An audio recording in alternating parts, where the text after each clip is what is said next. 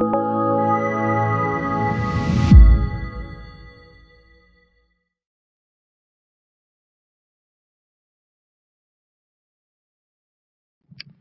I'm Jacob Hornberger, president of the Future of Freedom Foundation, and this is this week's issue of the Libertarian Angle, the show, as you know, that brings you the libertarian perspective on the burning issues of the day.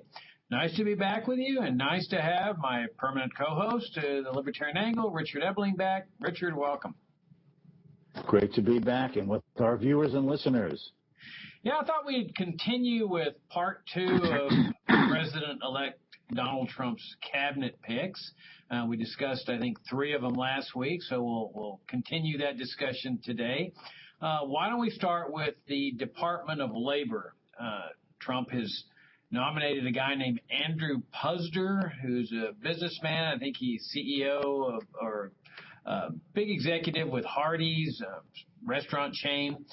And let's give credit where credit is due. I mean, this is a guy that's been critical of at least increases in the minimum wage. I'm not sure whether he's called for the abolition of the minimum wage, as we libertarians do, but let's give credit where credit is due. He's at least opposing increases. And so he understands, as a businessman, what the minimum wage does, Richard. This is the thing that we've been arguing as libertarians, gosh, as long as we discovered libertarianism, that the minimum wage locks out of the labor market the people at the bottom of the economic ladder. That in every exchange, as we've pointed out, there's a value that's being subjectively determined by the employer and the employee. And if the employer says, look, you're not worth $30 an hour to me, I'm going to lose money on you, he's not going to hire that guy. And the same principle applies if the minimum wage is $10. Everybody whose labor is valued at less than the $10 is not going to get hired. So you have this permanent class of unemployed people with a minimum wage. We see this in the inner cities with black teenagers. Year after year, a chronic, permanent unemployment rate of 30 to 40%. And the statist economists scratch their heads. They can't figure out why this is so. And, well, there's a simple explanation. Because the minimum wage is locking them out of the labor market. And as we all know, sometimes to make money, they go then into the drug trade because of the exorbitant black market prices that the drug war has produced. So it's a good sign, at least, that the new Department of Labor chief is going to be opposing increases in the minimum wage. But let's face it, Richard, the real root of the problem is the minimum wage, along with all these other regulations of economic activity. The best thing we could ever do is just repeal it. Yes, I sort of want to sort of latch on to what you're talking about, but if I may, I'd like to put it in sort of a wider perspective of what you were reading in the media and the media responses in terms of how they phrase things about Trump's appointments to these positions. If one reads the Washington Post, the New York Times, the New Yorker, and so on, what one sees is this language that Trump's appointments, particularly on the domestic side, the foreign policy issue side is another controversy. But the mainstream media has been saying what Trump is threatening is to undo decades of social safety nets, rational and reasonable regulation, the dismantling of the agencies that oversee and guard the interests of the public through the use of bureaucratic specialists and experts. In other words, what the media is showing in its rhetoric about whether we're talking about a proposed appointee for commerce or labor and so on is this fear and dread that Donald Trump means to dismantle the interventionist welfare state. Now, as I'm going to suggest in a moment, if I may, that's of course not going to happen. But the imagery on the left is a concern in other words, Trump threatens to undo the safety net for tens of millions of workers. Trump threatens to take away food from the mouths of the poor. What we see here is a panic mode of the social engineering intellectual elite who in fact now believe their own rhetoric, that Donald Trump represents the end of the interventionist welfare state. That's what is clearly in the minds of many of them. They believe their own rhetoric. And that by doing so, not only does it leave the needy and the poor and the deserving out in the cold without a helping hand to be exploited and abused and crushed by the powerful and the wealthy, even more so in terms of their own immediate interests, is this concern that, believing their own rhetoric about what the Trump administration may be doing, they're concerned about the loss of their own position, power, and influence within the halls of political power. If bureaucracies were to be reduced, or even imagining it, abolished and eliminated, what would happen to their jobs? What would happen to their power and influence over circumstances?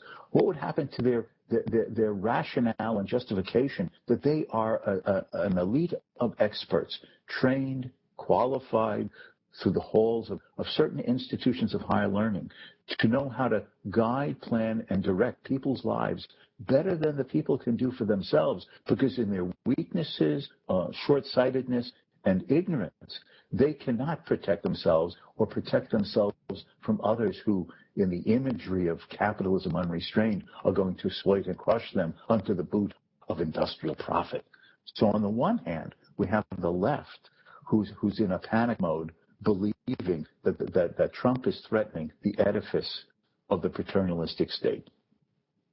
Now, on the other hand, what we have is the imagery by many conservatives that what is being appointed to these cabinet-level positions are hard-nosed, trained, experienced, and qualified businessmen who know how to operate a large bureaucracy for efficiency, cost-effectiveness, management in a manner that gets things done, and will restrain and rein all of this in. Now, the fact is, though, is that is clearly the type of people that Trump is appointing. A large number of them have high-level executives running large corporate entities, and without doubt they have knowledge, training, expertise, oversight, know-how, and even in their own private sector activities, often entrepreneurial expertise onto anticipating where markets are moving, because clearly many of their companies have done successfully financially. But the fact is, the most fundamental question, which you were just raising about the minimum wage law, is not on the table at all. And that is, why is there a Department of Commerce? Why is there a Department of Labor? Why is there a Department of Education? Or the whole litany of these cabinet-level positions, where it is not just the matter that there is nothing in the original Constitution that specifies the needs, requirements, or obligations for there to be the existence of such cabinet-level positions to oversee, control, regulate, and disperse money in these various aspects of market and social life. There's a more fundamental issue. Does the very existence of these institutions at the cabinet level in themselves not threaten economic freedom and personal liberty? What will the Department of Commerce continue to do under its new head, as has been proposed by Wilbur Ross? Well, it's going to be concerned with what? Well, what is at the top of Trump's agenda? Trade, regulation, negotiation, and manipulation. So supporting industries that Trump decides should grow. Setting aside industries or sectors of the economy that Trump considers less important. Entering into manipulated trade agreements, which he himself has criticized, but merely wants to wheel and deal to transform into forms that he thinks would make American industry and economic growth and standards of living better.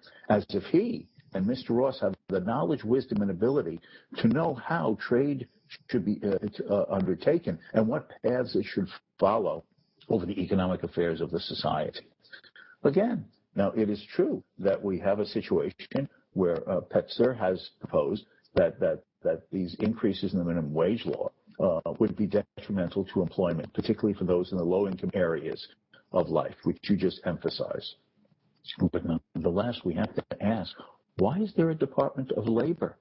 The point is, as long as that there is voluntarism and honesty and no use or threat of force or intimidation in labor relationships, either by a trade union or workers on the one side or employers on the other, then the government has no role, function, or place in the voluntary decisions and arrangements and negotiations between those who are looking for employees and those who are looking for employers because they want to be hired. These departments should be abolished. They should be repealed. We should be returning to an imagery of the federal government being concerned with a narrow set of essential functions and not this overreach, because the implication by the very existence of these departments, no matter how cost efficient and businesslike these appointees may attempt to run them, is the underlying premise that it's the duty, responsibility, and obligation of the government to involve itself in these various and sundry types of the economic affairs of the American people. And that is the fundamental problem. One could only wish that the paranoia of the left was correct and that we had a president of the United States in the White House who really wanted to repeal, abolish, reduce, and reform. But the fact is we have a president-elect who is himself a believer that the government has to manipulate, negotiate, trade, pressure, and control to make America great, according to his vision of where Rust Belt industries should be restored, what sectors of the energy, of the parts of the energy economy should be subsidized or given assistance, all the way down the list. What we're talking about is a clash of visions of the interventionist welfare state, not a battle or an argument or a challenge to the very existence of it. Yeah, I'm glad you brought that up about abolition versus getting free market types appointed to these central planning positions, because it really does draw the line between libertarians and conservatives, at least one of the lines, especially on domestic policy.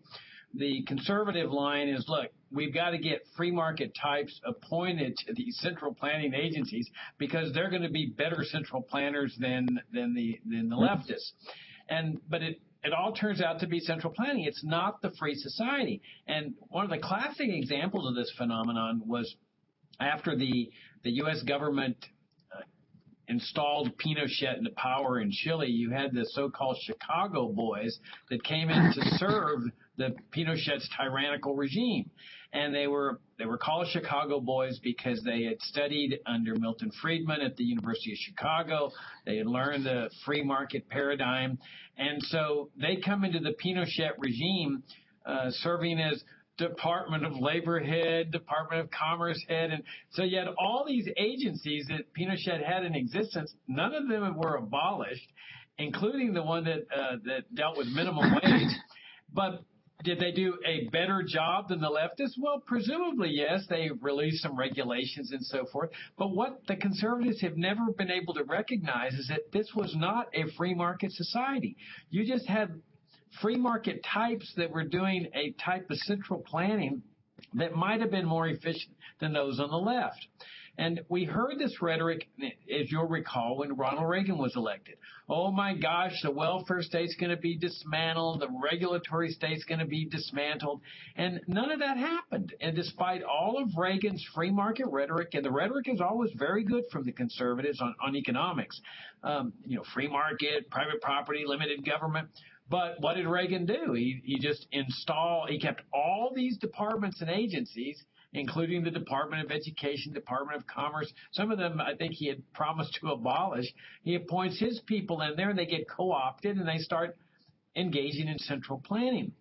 And it's important to recognize the roots of America, that what did Americans really mean by a free enterprise system when this country got established? I mean, there was no Department of Labor, no Department of Education, Commerce, HUD, Homeland Security. None of these things existed because Americans were striving to achieve a free society. Now, they didn't do it perfectly. We know there was slavery. We know there were terrorists. We know there were lots of exceptions to liberty. But they were striving to achieve, as best they could, under the paradigms that existed at that time, a free market economy. And what they meant by that was an economy that was free of government regulation and control. and to a certain extent taxation as well, because there was no income tax either. People kept everything they earned. So this is what is meant by the term free enterprise. Enterprise that's free of government interference. It's not putting free market types in charge of central planning agencies in order to more efficiently plan an economy. And this is what the Trump people, this is what conservatives just don't get, that if we want a free society, and that's what we libertarians are devoted to, we have to think in terms of ditching the Department of Labor, not getting somebody in there to do a better job in commerce and HUD, abolishing these departments, education and the like. That's then we're talking about how to achieve the free society. Let me say one more thing about the commerce head. You mentioned the picking the winners and the losers, and that's certainly true. They're going to be doing that. I mean, that's classic conservative domestic economic policy. But it's going to go much further than that. They're going to start trade wars. We know that. They believe in this concept that, the Chinese are out-competing us and they're cheating us and they're lowering the value of their currency and there's a trade deficit and all this economic nonsense. So you're likely to see, we already see this with Trump raising the Taiwan issue. Seems to me that he's doing it as a negotiating tool, that, okay, we won't raise the Taiwan issue if you give us special benefits in trade.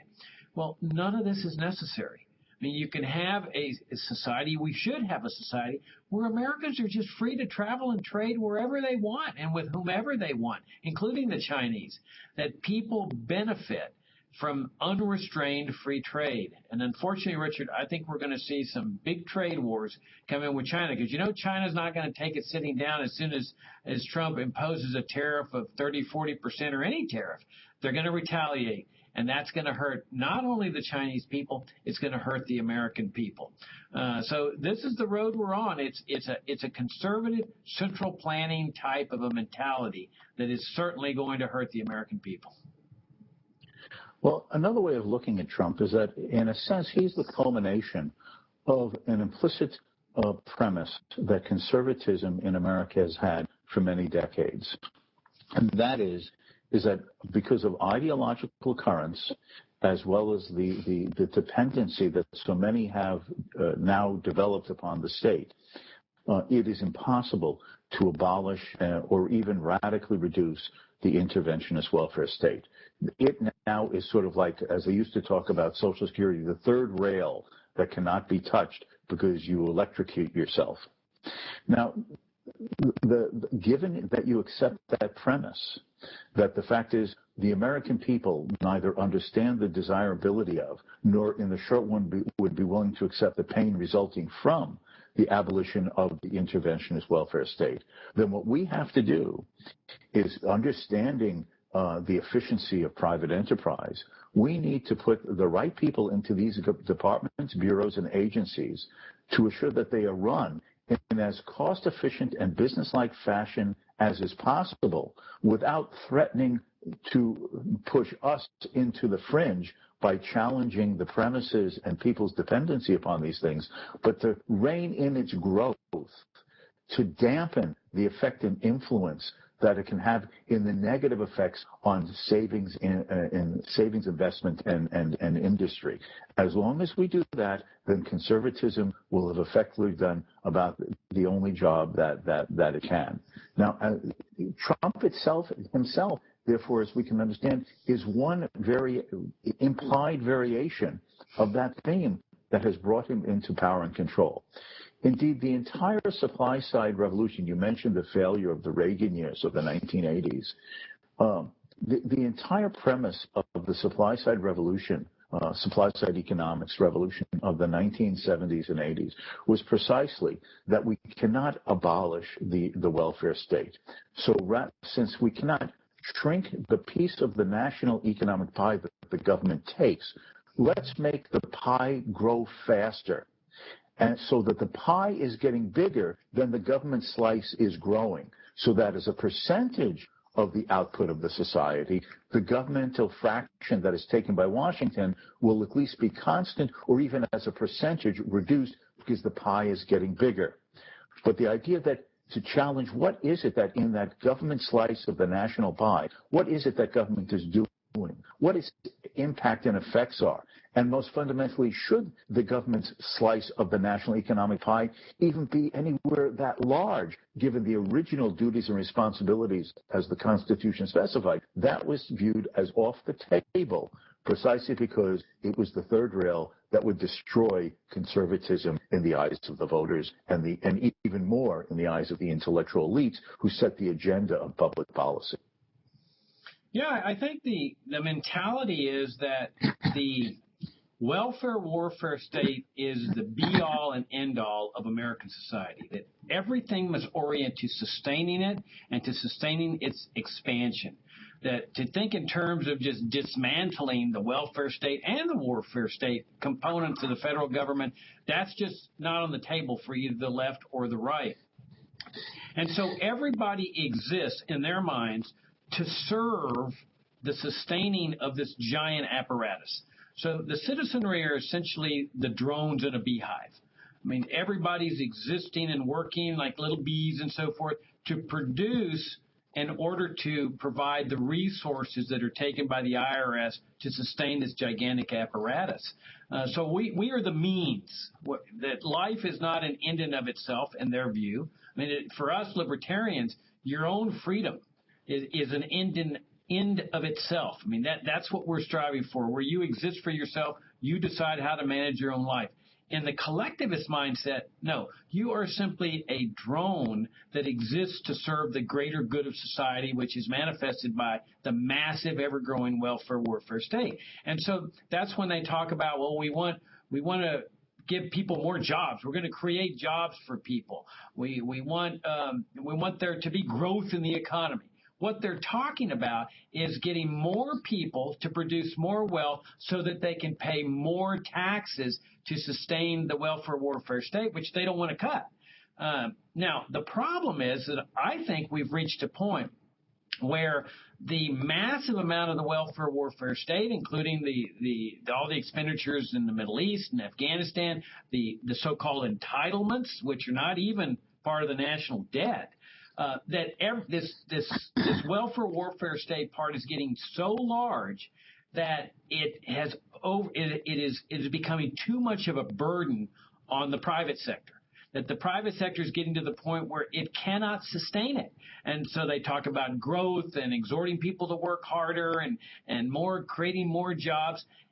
At some point, you have so much massive government spending and debt that all of a sudden the system starts to implode in on itself. And we saw this happen in Greece. We saw it happen in Puerto Rico. We've seen it happen in cities across the United States. And I think that that's what's happening now, is that's why people can't save anymore.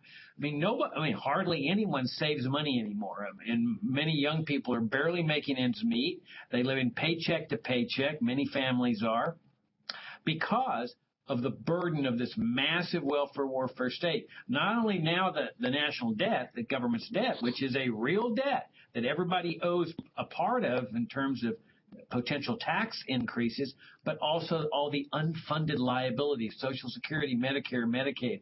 And they think that this can go on forever. I don't think it can. I think that ultimately we stay on this trajectory. We're looking at some very, very severe economic crises on the horizon. Well, I agree with you on this last analysis of yours, but the frustration and in fact that the difficulties for the proponent of liberty, as you and I hope many of our viewers understand it, is the fact that we're talking about the long-run trends and consequences that are likely to follow from the continuation of the current government interventionist welfare state and military spending activities. The problem is that this may actually not come to a head for 5 years, 10 years, to be honest, for 20 years. As Adam Smith once said, there's much ruin in a nation, but in spite of that, the economy can continue to grow. from the perspective of those who man the bureaucracies, the elite who view themselves as the social engineers of everything that government does, both domestic and foreign, and from the perspective of the politicians and the special interests who are feeding at this political trough every day, their horizons continue no further than the next election cycle or the next budgetary allocation. So there's nothing for them to ever even think about the long-run consequences of their own short-run vested interest in using the state in one way or another, as an elite who wants to be a social engineer, as a special interest group who just wants to eat at the trough of government spending, or a tax break, or a subsidy, or protection, or an anti-competitive regulation, or a politician who's trying to get his next campaign for re-election going and funded, or. As a result, unless there's an intellectual change among the voter constituents, an attitude of, hell no, we understand the problem and we don't want it anymore, before that long run comes, we're facing difficult times because the trajectory will just continue. Yeah, and it's just that collectivist mindset that we can make this work. I mean, we see it in immigration, where they've been waging this war on immigration for decades, controlled borders, and there's always been this permanent crisis. I mean, a permanent immigration crisis ever since I was a kid growing up on the Texas-Mexican border. And you have these paroxysms of anxiety and depression that periodically erupt where people get all upset and they advocate fences and walls and raids and making it illegal to hire illegal aliens. And everybody thinks that the particular reform that they're adopting is finally going to solve the crisis. And what they don't realize is that the root of the crisis is the control itself. That when you have a central planning agency in areas of international labor or movements of people, or you have it in labor, or you have it in commerce, you're going to have crises. I mean, that's the central message, economic message that Mises gave in his book, The Crisis of Interventionism, is that when you have an interventionist system where the government is intervening, you're going to have crises. I mean, just prepare yourself for it. And that if you want to eliminate those crises, the answer doesn't lie in getting better people running the Department of Labor, Agriculture, Commerce, and so forth. The answer lies in dismantling the interventionism and letting freedom reign. Let the free market reign. Then you, in immigration and commerce and trade, because then you get rid of the crises, then you have freedom for people, and then you have rising standards of living. Right, exactly. But to do that, as I was just saying, requires us to be doing our work diligently, and that is through this huge, morass of the mainstream media, the conservative press, the Fox Newses, which is the counterpart and counterbalance of CNN on the political scale. In the midst of all of this, since there are so few real classical liberal, libertarian, individualist, philosophical individualist voices, it calls upon each and every one of us who have a growing and better understanding of the principles of liberty and the true meaning of their application, to be in every avenue and facet possible, to be informing and educating and attempting to influence our fellow citizens. Because unless we can sort of see above the fog, and to where we need to go. And this fog is exactly what you were just saying. This emphasis on a quick fix and a Band-Aid and a reform that is promised to change it but really goes no further than protecting a politician for his next re-election campaign.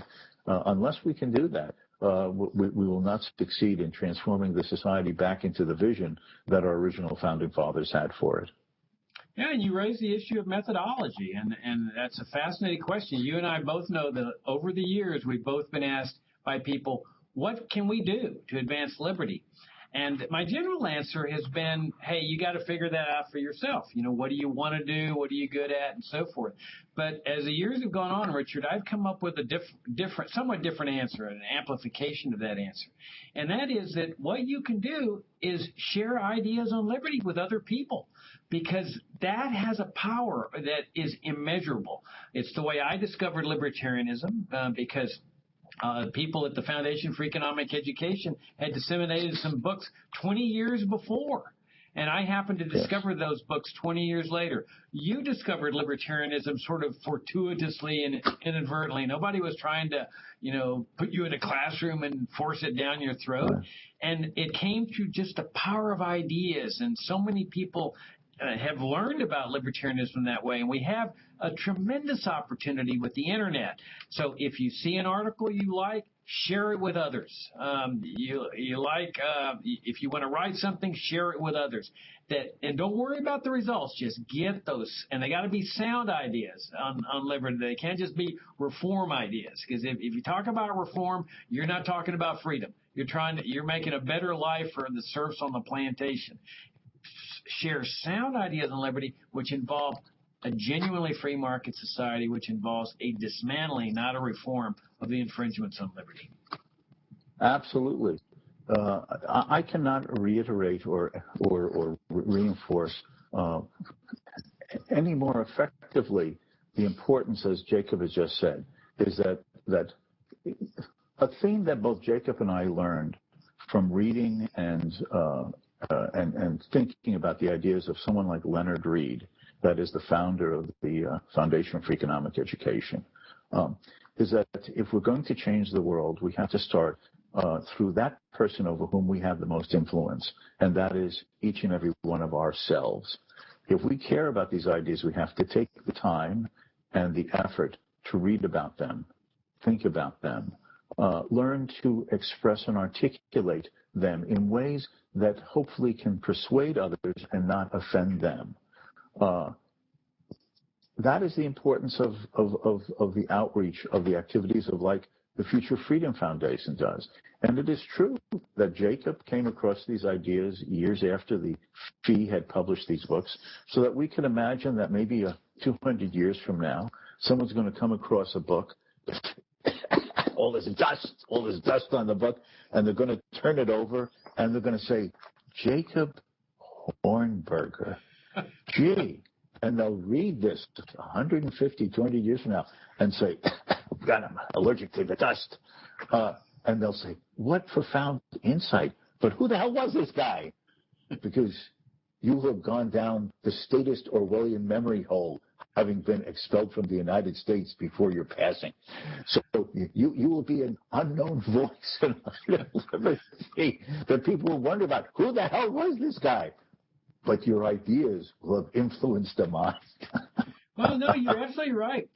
In our end-of-year fundraising letter, I detail an account where a young lady at a conference that Ron Paul was having on foreign policy that I was speaking at, she came up to me and she said, when I was in the 8th grade, I discovered a quote by you that she says, I was so shocked by it and intrigued by it that I started mulling it over and thinking about it, and I translated it into Spanish so that I could discuss it in my 8th grade Spanish class. And that set her off on the road to exploring libertarianism. And she said that today she's a full-fledged libertarian. She was at the Ron Paul conference. She's a freshman at Harvard, and she's fluent in Spanish. So you never know the power of ideas. I put out that quote. I think the quote was, you don't really have a free society unless people are free to be irresponsible and make the wrong choices so long as they're peaceful. So you never know. Now, let me say, we're about out of time, but let me just say this is our end-of-year fundraising time. We need your support. I hate to sound like those programs on TV, but to fund this program, we need your support. Your support funds the Libertarian Angle. It funds our activities and our efforts to advance liberty, our monthly publication, our FFF Daily, our conferences, our seminars, all the things that we're doing to get the ideas on liberty out there into the marketplace. We can't do it without your support. We depend on your support. And so you've kept us going for 27 years, and I hope that we've earned your support for the coming year. Richard, enjoyed the visit? Yeah, go ahead. No. I have to tell the viewers and listeners one more thing, and I mean this sincerely. I've known Jacob Hornberger for 30 years now, and there is not a more principled and dedicated advocate of liberty that I know about, and that is the spirit and ideals and consistency that he attempts to do everything overseeing the Future Freedom Foundation. And I highly recommend, I appeal to you, and I encourage you to think about a serious end-of-year donation to continue the support for this organization that truly is a consistent, principled, and continuing voice for the most important notion of the principles of liberty. Future Freedom Foundation, it does deserve and has your support. Thank you. Well, Richard, thank you. And the feeling is mutual, as I'm sure you know, and I have deeply valued our friendship over the last 30 years or so. And I greatly enjoy doing the show, despite your bad jokes and so forth from time to time. Until next week. Take care.